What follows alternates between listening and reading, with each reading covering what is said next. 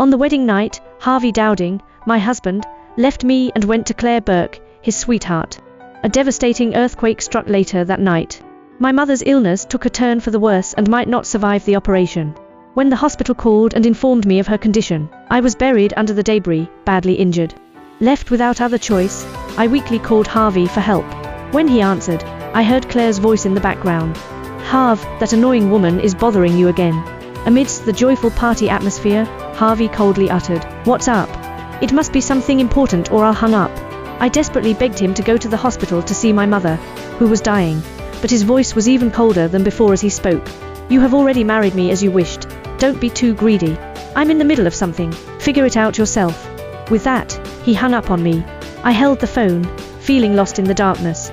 So he refused to see my mom because he was at Claire's party. A loud noise brought me back to reality. I was hit by a massive object, my vision blurring. I thought I was going to die. I didn't want to die. I didn't want to miss my last ever chance to see my mother.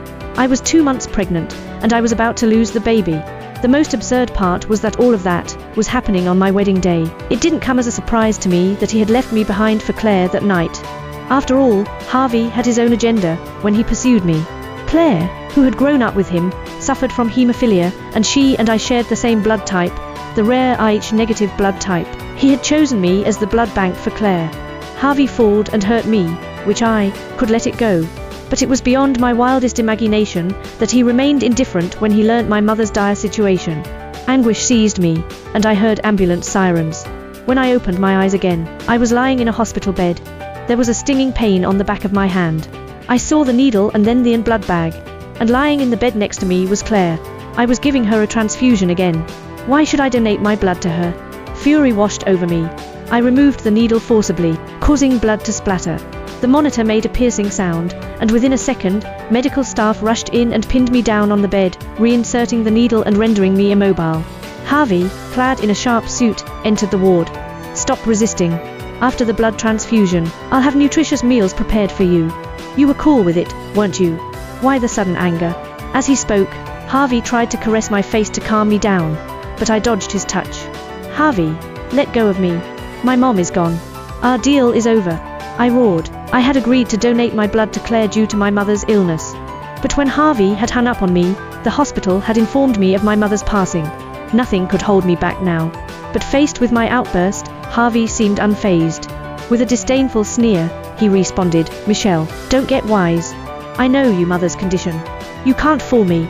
I was both amused and pissed by his words. Harvey had only visited my mother dozens of times since she fell ill.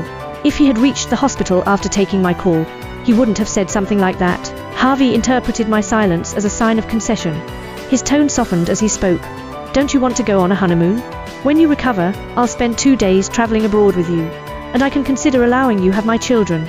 He made it sound like he was doing me a favor.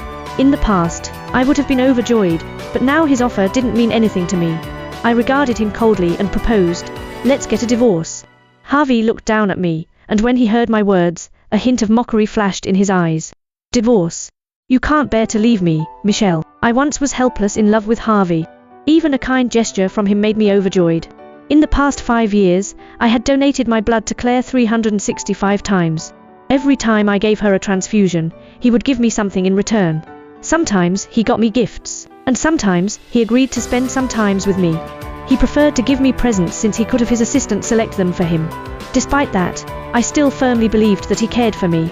If he didn't love me, why would he have helped me pay my stepfather's huge gambling debts? If he didn't love me, why would he have beat up those men who attempted to take advantage of me in the bar? If he didn't love me, why would he have declared that I would be his wife in front of the women who teased me about dreaming of marrying into a wealthy family? But the truth was, he didn't have feelings for me. Everything he did was for his childhood sweetheart, Claire.